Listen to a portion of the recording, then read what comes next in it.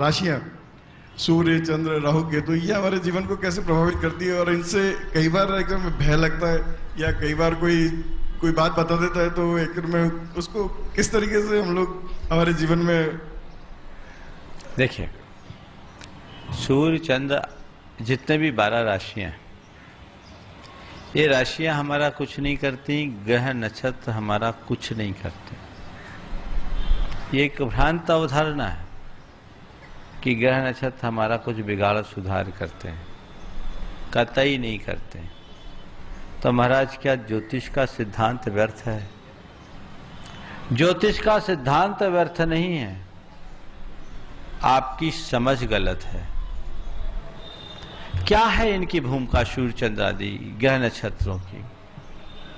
मैंने पहले भी इस पर चर्चा की है, लेकिन ये एक ऐसा मुद्दा है जिस पर बीच बीच में चर्चा होती रहनी चाहिए ताकि लोगों की भ्रांतियों का उन्मूलन हो। ऐसा कहा जाता है, यत पिंडे तद ब्रह्मांडे। जो तत्व हमारे शरीर में वही तत्व ब्रह्मांड में है। ब्रह्मांड के तत्व और हमारे शरीर के तत्व एक से है।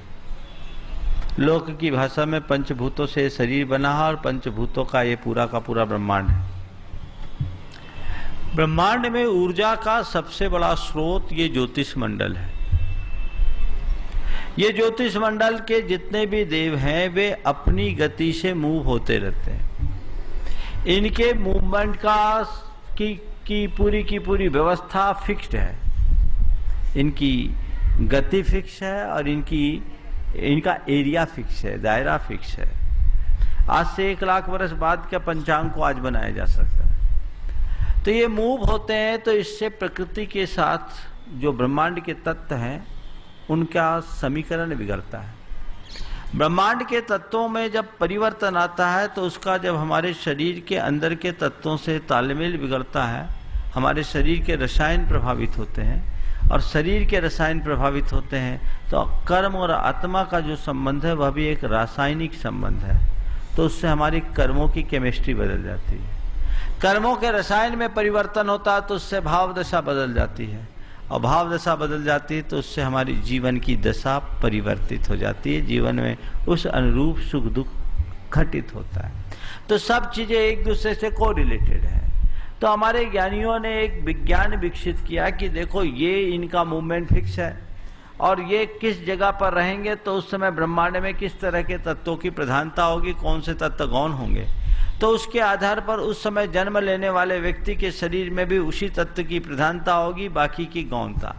और ये जब मूव करते करते करते किस किस जगह में पहुंचेगा तो उसका क्या साइड इफेक्ट होगा, उसके हिसाब से कैलकुलेशन करके एक विज्ञान विकसित किया जो ज्योतिष विज्ञान के रूप में ख्यात हुआ। तो वो उसके आधार पर ज्योतिष का फलादेश कहा जाता है। राशि फल आदि की बात भी उसी आधार पर कही जाती है। पर ये सब वही सही तरीके से व्याख्यायित कर पाते हैं जिनको इनके ऊपर पूरी तरह कमांड हो। बहुत सारे लोगों को आज इनका पर्याप्त ज्ञान नहीं है, इसलिए वो उस पर कमांड नहीं रख पाते। तो हम अंधविश्वास में न पड़े, ये समझे ग्रह गोचर की बात जब कही जाती है और ये कहा जाता है तो उसे एक सिंबॉलिक बात समझे, वो एक प्रतीक है। वो हमारा बिगाड़ सुधार नहीं करे, बिगाड़ सुधार करने वाला कर्म है। तो इसके सुधार के लिए टोटकेबाजी में पड़ने की जगह अपने कर्म को परिवर्तित करने का उपक्रम करें, प्रभु की आराधना करें, दान पुण्य का कार्य करें जो हमारे अशुभ को शुभ में परिवर्तित कर सके और अपने जीवन को संभालें।